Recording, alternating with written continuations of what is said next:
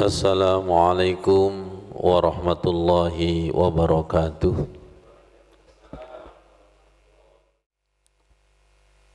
Tadi pagi setelah kami sholat tahajud, tidak sengaja tangan ini tergerak mengambil kitab. Nah, kitab ini kitab anak saya, yaitu Nasohihul Ibad, nasihat kepada hamba-hamba Allah. Saya buka, ternyata pada wal maqalatul hadiyati wal isrun, pada makalah yang ke-21 ada keterangan yang menarik, ya. Ada keterangan menarik bahwa di dalam sholat itu terdapat 10 rahasia. Kalau di sini bahasanya wafiha, lan di dalam sholat asru khisalin, ada 10 hal. Cuma kalau hal itu kan kurang menarik, saya buat ada 10 rahasia. Kalau hal dengan rahasia itu bahasanya beda. Ada 10 rahasia di dalam sholat. Yang pertama adalah sholat itu zainul wajhi, mampu menghiasi wajah menjadi wajah yang berseri-seri. Wujuhi yawma idzin musfirah, wujuhi yawma idzin nadhirah ila rabbiha nazirah. Yang kedua, nurul qalbi, menyinari hati. Yang ketiga, rohatul badani, secara tekstual ini mengistirahatkan badan, tapi kita kembangkan menyenangkan badan. Orang kalau sholat, betul-betul sholat dan sholatnya khusyuk, itu menjadikan badan rileks, santai dan senang. Beda sekali kalau sholatnya itu konsentrasi. Yang keempat tadi hadir di dalam doa kita, unsul fil qabri, menjadi penghibur di kuburan. Sholat yang kita kerjakan nanti menjadi orang yang paling kita cintai, menjadi penghibur di dalam alam barzah. Semoga bacaan Al-Quran kita, sholat kita menghibur kita nanti, dan juga mampu memberikan kontribusi kepada orang tua kita atau guru-guru kita yang sudah di alam barzah. Alangkah bahagianya kalau ilmunya kita manfaatkan, kita kerjakan, dan insya Allah menjadi jariyah. Yang kelima, manzilur rahmah, sholat itu mampu menurunkan rahmat. Yang keenam, miftahus sama, sebagai kunci pintu langit. Yang ketujuh, siklul mizan, menjadikan berat timbangan amal baik. Ada di dalam Al-Quran itu, faman ya'mal mithqala dzarratin khairan yarah wa man ya'mal mithqala dzarratin syarran yarah. Yang kedelapan, mardatur rabbi, mampu menjadikan Allah ridho. Yang kesembilan, samnul jannati. Bu Kiki sudah menerjemahkannya, luar biasa, 100% benar. Harga surga. Surga itu kan tidak bisa dinilai harganya, itu bisa ditebus dengan sholat. Yang ke-10, hijabun minan nar, sebagai pelindung dari neraka. Mari sekarang kita bahas satu persatu di balik angka 1 sampai 10 ini ada dalilnya. Perlu kami sebutkan bahwa kitab Nasaihul Ibad ditulis oleh Syekh Nawawi Al-Bantani atau Al-Jawi. Semoga ilmunya bermanfaat. Radhiyallahu an, semoga Allah ridha kepada beliau. Allahumma ighfir lahu warhamhu wa'afihi wa'fu anhu wa akrim nuzulahu wa wasi' madkhalahu waj'alil jannata ma'wahu. Kita tadi berdoa semoga kita dikumpulkan dengan orang-orang soleh, baik secara fisik atau bukunya atau karya-karyanya. Almar'u ma'aman ahabba, seseorang itu bersama dengan orang yang dicintai. Pertama, zainul wajhi, simahum fi wujuhihim min asari sujud, dari wajahnya tampak asar pancaran sujud. Yang kedua, nurul qalbi, sholatur rajuli, sholatnya seseorang, nurun fi qalbihi, menjadikan cahaya di dalam hatinya. Faman sa'a minkum, maka barang siapa yang ingin di antara kalian, falyunawwir qalbahu, maka sinarilah hatinya dengan sholat. Nyambung kepada doa sujud, Allahumma ja'al fi qalbi nura wa fi lisani nura wa ja'al fi sam'i nura wa ja'al fi basari nura. Kunci pintu langit, berarti dengan sholat yang khusyuk itu pintu langit terbuka. Nggak tahu, saya membaca ini langsung senang sekali, menghibur diri kita yang selalu riyadhah. Salat mampu rohatul badani, mengistirahatkan badan atau menyenangkan badan. Kum fasolli, berdirilah, bangunlah, fasolli, maka salatlah. Fa inna salata shifaun, maka sesungguhnya salat adalah obat. Hadis Imam Ahmad dan Ibnu Majah. Ini biasanya yang kami sampaikan Pak Ghafur, berarti salat itu shifaun akbar wala zikrullahi akbar, obat yang dahsyat, obat yang mujarab, obat yang terbesar. Makanya sering kami sampaikan bahwa sholat itu mampu meru'yah diri. Jadi kan nggak usah diru'yah oleh seseorang. Ini kayaknya pernah keru'yah semua ini. Doyo liake.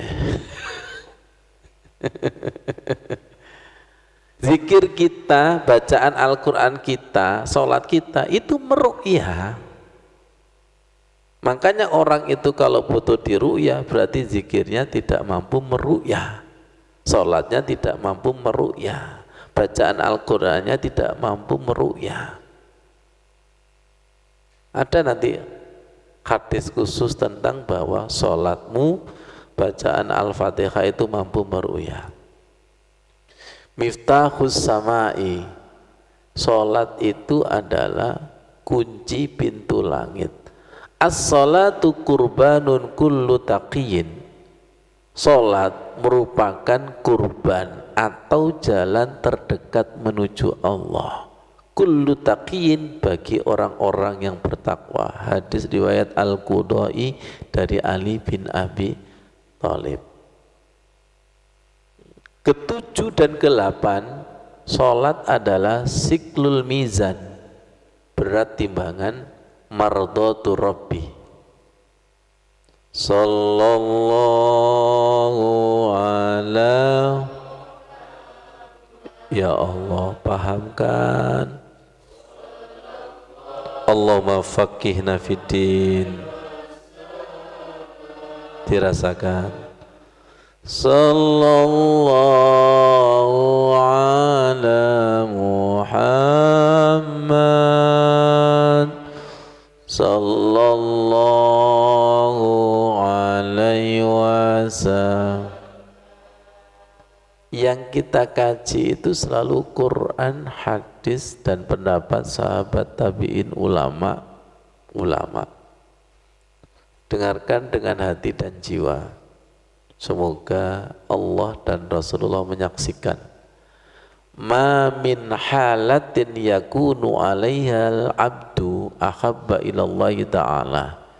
Tidak ada, ya ya, sesuatu keadaan hamba yang paling dicintai Allah min, daripada ayyarahu, Allah melihat hamba itu sajidan, sujud, yu'affiru wajhahu fitirab, menenggelamkan wajahnya ke, kalau turab secara tekstual kan debu, menenggelamkan wajahnya ke bumi.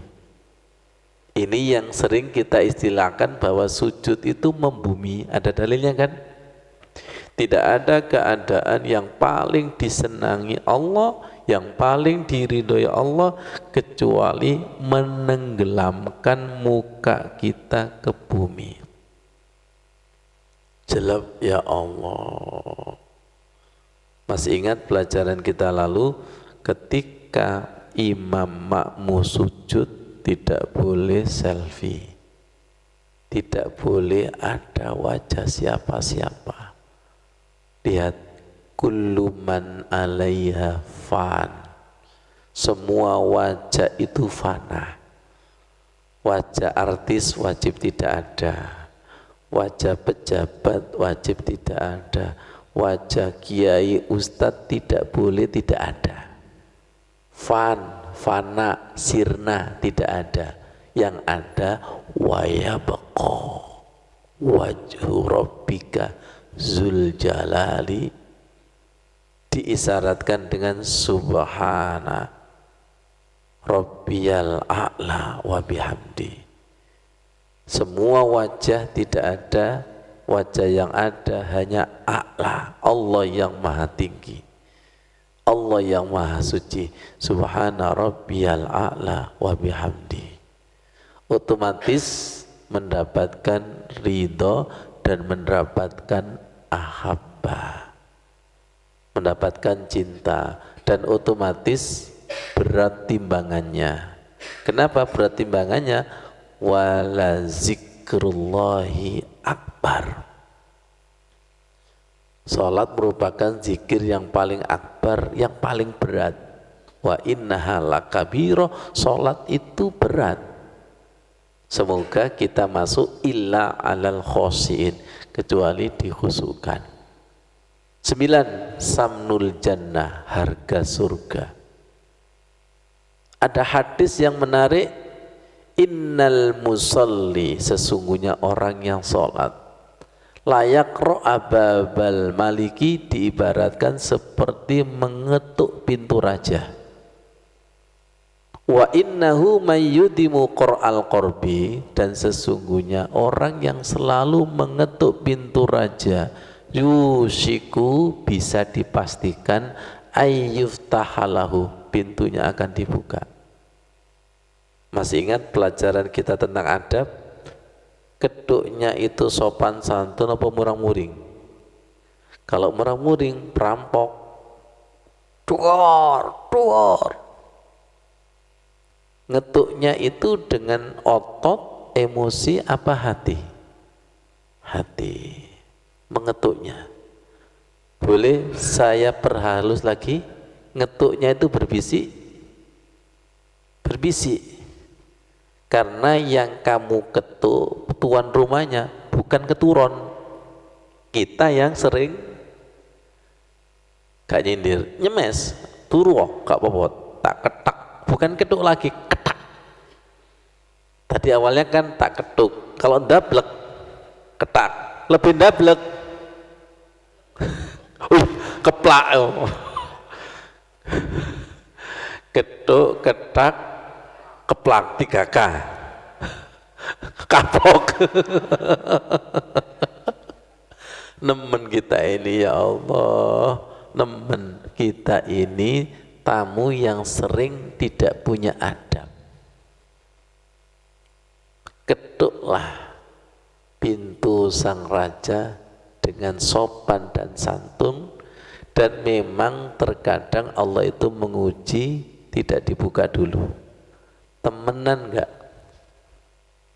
Temenan. Sampai guru kita pernah mengatakan, andai kata kamu mengetuk pintu rumah Allah enggak dibuka, terus tiba-tiba ajal menjemput, syahid. Iya ya, karena saking sungguh-sungguhnya ingin bertamu di rumah Allah, enggak sampai dibuka kok tiba-tiba mati. Yang dilihat Allah itu kan kesungguhannya. Lihat para suhada itu perangnya enggak ada yang menang loh, kalah, tapi jaminan masuk. Karena yang dilihat itu sungguh-sungguhnya. Sama seperti saya dan jenengan ketika berdakwah, berhasil tidak wajib. Yang wajib itu sungguh-sungguh. Karena para suhada itu banyak yang mati di medan peperangan. Yang dilihat itu kesungguhannya. Nah, kita ini sering bertamu tapi keturun. Ya Allah. Kemudian Bu Kiki saya mikir, apa lagi ya makna samnul jannati. Surga ini kan tidak bisa dinilai oleh amal apapun. Andai kata kita masuk surga kan rahmat rahimnya. Berarti ini saking dahsyatnya sholat sampai menjadi tebusan masuk surga. Nyambung kepada hadis yang dulu di dalam kitab Cahaya di atas Cahaya Wudu, miftahul jannah as-shalah wa miftahus shalah at-tuhur. Kunci daripada surga adalah salat, sedangkan kunci daripada salat wudu. Yang ke-10, hijabun minan nar. Hijab itu bisa diartikan dinding, bisa dikembangkan menjadi pelindung dari neraka. Dengan kata lain, salat itu seharusnya nur. Tapi kenapa sholat kita itu sering masih menjadi nar? Sholat lama sedikit kepanasan, mulet seperti cacing kepanasan. Itu masih nar. Kemarin saya sampaikan Bu Anis di Masjid Al-Anwar. Jenengan enggak hadir, saya doakan khusus orang tua jenengan. Enggak pernah pengajian saya awali dengan tahlil singkat, tapi ketika itu jenengan tadi naik seret, tadi ada hawanya orang tua jenengan, semoga husnul khotimah. Jadi setiap kita ngaji, setiap kita berbuat kebaikan, persembahkan kepada orang tua. Terkadang tidak ingat, tinggal menyambungkan channelnya saja. Ya Allah, saya sampaikan seperti ini, semoga jenengan masih ingat ketika rukun Yamani menuju Hajar Aswad, ya Bututi, itu kan ada doa sabu jagat, Rabbana atina fid dunya hasanah wa fil akhirati hasanah wa qina azabannar. Ya Allah, berikan kebaikan di dunia dan kebaikan di akhirat. Mabrur, haji mabrur, umroh mabrur itu artinya setelah umroh dan haji perilakunya tambah baik. Jadi mabrur itu tersirat dari atina fid dunya hasanah wa fil akhirati hasanah. Hari per hari, jam per jam itu ada perubahan kebaikan demi kebaikan. Kemudian doa pada sapu jagat waqina azabannar, ya Allah lindungi daripada neraka, itu bukan sekedar neraka nanti. Ya, bukan sekedar neraka nanti, tapi neraka keluarga, neraka sholat, nar itu loh. Dan nar yang ada di dalam hati atau dada itu minta dibalik oleh Allah, ya muqallib. Ya Allah, yang tadi sholatku itu masih nar, balik menjadi nur. Yang tadinya rumah tanggaku itu nar ala nar, tolong dibalik menjadi nur ala nur. Semoga hati kita dijaga Allah dan dipanggil ke tanah suci bersama keluarga besar kita. Kun fayakun. Wassalamualaikum warahmatullahi wabarakatuh.